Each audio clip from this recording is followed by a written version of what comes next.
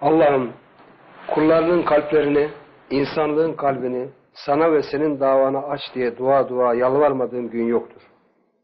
Bu ufku nasıl yakalayabiliriz ve nasıl devam ettirebiliriz? Bu ufku yakaladığımı söyleyemem ben. Ama onu ben bir insanlık borcu, bir vefa borcu sayıyorum. Gerçekten yani kardeşlerim derken, erkan derken varsa şayet bu davada şu anda erkan varsa, yoksa duanın bir yanı yokluğa gidiyor. Sahipler varsa şayet içindeler bu işin. Ama şimdilerde mülazam itibariyle ben kardeşlerimden başlıyorum. Yok farz ettiğim bir zeminde nefes tüketmek istemiyorum. Kardeşlerim, dostlarım, taraftarlarım,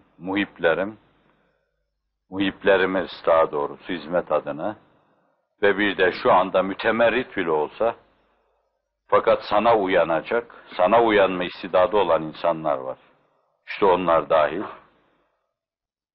Hepsinin kalbinde imanı öyle pekiştir ki bir anı seyyale kayma yaşamasınlar. Diyorum yani her gün. Ve gönüllerini öyle ibadet duygusuna, tutkusuna çevir ki onu cismani ve bedeni arzu ve iştahalarının üstünde tutsunlar. Bizi ve onları bütün korktuklarımızdan azade kıl diyoruz. Evet. Şerlerden bizi emin eyle gibi mülazalarla her gün belki birkaç defa bazen icmalıyla, bazen tafsiliyle, bazen mesela dünyanın her yanındakiler demek suretiyle, tafsiliyle, bazen de en geniş dairede ne zaman söyledimse hepsi için bir kere daha söylemiş kabul et demek suretiyle, icmaliyle demeyi bir masariyet, belli bir noktaya gelme manasını almıyorum, algılamıyorum. Bunu bir insan olarak insanlığa karşı bir vefa borcu sayıyorum. O insanların öyle olmadıkları zaman gidecekleri yer endişesiyle söylüyorum. Öyle oldukları zaman bu dini mübin-i İslam'a güçlü omuzların omuz vereceği mülazasıyla söylüyorum. Bu kutsi dava döneklerden kurtulacağı mülazasıyla söylüyorum. Her gün yol yön değiştirenler, yüzen gezen insanlarla bu çok önemli misyon eda edilemez. Yerinde sabit kadem olması lazım ki devahi geldiği zaman onu orada dimdik bulması lazım ki musibetler onu orada dimdik bulması lazım ki dava kendisine tevdi edildiği zaman o davaya hizmet onu orada dimdik bulması lazım ki bu iş götürülebilsin. Hizmet terettüp ettiği zaman yerinde bulunmazsa, musibetler geldiğinde yerinde bulunmazsa, dayanılması gerekli olan şeylere dayanacağı zaman yerinde bulunmazsa, zamanın çıldırtıcılığı karşısında kendisine göre alternatif yeni şeyler araştırmaya kalkar yerinde bulunmazsa, bunlarla o büyük gemi yürütülemez. Karaya oturmuş o gemi yürütülemez. Onu yürütmek için Fatih ve Fatih'in ordusu ki Allah Resulü ni'mel emiru emiruha ve la ni'mel ceyş zalikel ceyş demiş. Karada gemi yürütecek kadar azimli, kararlı, inançlı ve niyet ettikleri şeyi mutlaka ne pahasına olursa olsun yerine getirme azminde olan insan ister. Yüzüp gezenler değil. Bu açıdan öyle bir mülahaza, o engin mülahaza ile her gün Cenab-ı Hakk'a teveccüh, davamız, hizmetimiz adına çok önemli, çok yararlı. İnsanlığın kurtuluşu adına çok önemli, çok yararlı.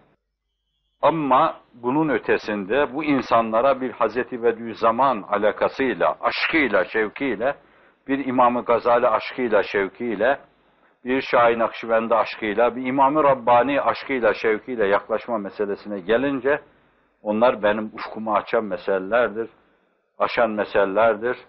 Onlar bu mevzuda ne duyuyor, nasıl duygulanıyor, bu işe nasıl sahip çıkıyorlardı? Bir şey söylemek bana düşmez. Haddimi aşmışlık olur. O zatlara karşı da saygısızlık etmiş olurum. Evet.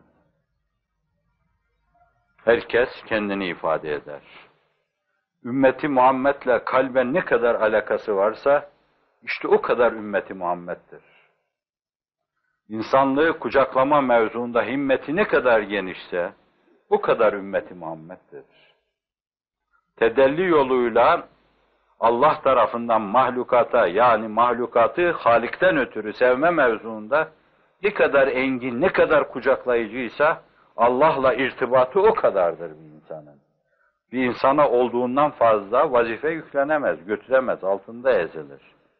O kendi iç alemiyle inkişaf etmesi lazım, münasebetini derinleştirmesi lazım, alakalarını kuvvetlendirmesi lazım ki onu duyabilsin. Kullun ya'melu ala şakileti diyor Kur'an-ı Kerim. Herkes kendi karakterinin gereğini sergiler. Herkes kendi karakterinin gereği gibi konuşur. Herkes kendi karakterinin gereği gibi düşünür. Herkes kendi karakterinin gereği ölçüsünde bir misyonun altına girer. Herkes kendi karakterinin gereğince kavrar. Herkes kendi karakterinin gereğince sebat eder. Devamda bulunur. Amel kelimesiyle ki amelin karşılığı Frenkçe aksiyondur yani. Kimseye bir şey demeye hakkımız yok. Bir şey denecekse herkes kendine demeli. Ben niye böyle engin düşünemiyorum demeli. Bazen başını yumruklamalı, bazen göğsünü yumruklamalı, bazen kendine hitap etmeli, bazen belki kendine hin oğlu hin demeli. O bizi alakadar etmez. Aleykum enfusekum. Herkesin hali kendine düşer, siz kendinize bakın. Ben kendime bakarım. Ne kadar, kaç paralık insanım ona bakmaya çalışıyorum. Evet. İşte o da yine delilik istiyor biraz. Rehi sevdaya girmişlerin deliliği. Cünunuz, bize başka şeyler lazım değil diyen insanların deliliği. Leyla, Leyla diye soluklarını tüketenlerin deliliği. Şirin, şirin diye dağ delenlerin deliliği.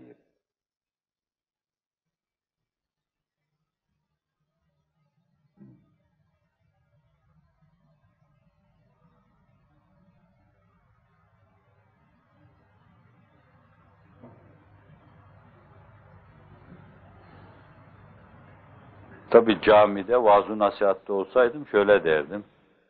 Gelin yeniden bir örfane etrafında toplanıyoruz gibi. Herkes imkanlarını, ne olduğunu ortaya koysun. Burada bir yeminleşelim. Deli olma. Deli olmak için yeminleşelim diyebilirdim. Ama cami kürsüsünde değilim. Eskisi gibi konuşmuyorum. Şimdi hissiyat-ı umumiyeye riyakarlık unvanı altında mümaşat yapıyorum biraz. Azıcık da riyakarlık ister diyorum. Yoksa gönül kırarız, insan rencide ederiz. Deme lazım. Demek ki o eski yürek de yok bende.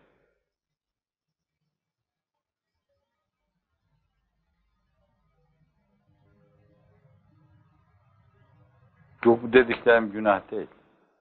Evet, kendi günahlarıma da kendim gece kalkar estağfurullah derim, onu ihmal etmemeye çalışıyorum.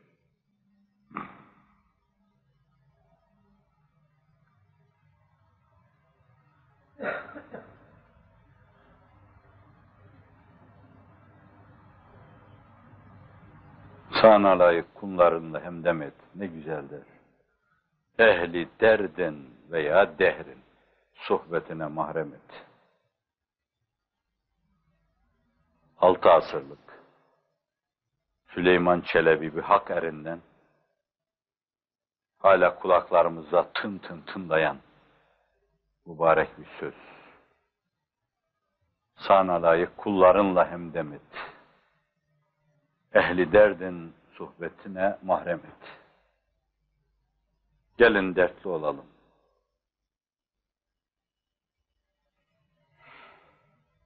Derdimiz derman olsun bize. Dertten kurtulma çareleri aramayalım. Dediği gibi derman arardım derdime, derdim bana derman imiş. Pinhan arardım aslıma, aslım bana pinhan imiş. Veya derman arardım derdime, dediler derttir dermanın senin. Şikayet yok. Derd elinden dade geldim gelmedi derman bana, şikayet yok. Kamu bimarına canan devayı dert eder ihsan. İçin kılmaz bana derman, beni bimare sanmaz mı? Şikayet yok. Dayanmaya geldik, darılmaya değil. Şikayet yok. Varsa ona, innema eşku vesfi ve huzni ilallah. Dağınıklığımı, derbederliğimi, perişaniyetimi sana şerh ediyorum Allah'ım.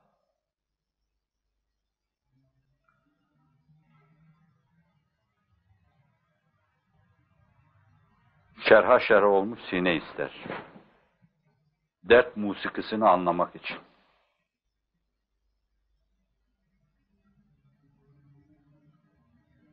Bu neyi hatırlattı? Mevlana'yı. Sine khahem şerha şerha esfirak. Tabi guyem şerhi derdi iştiyak. Paramparça olmuş sine isterim ki derdi iştiyakı ona şerh edeyim.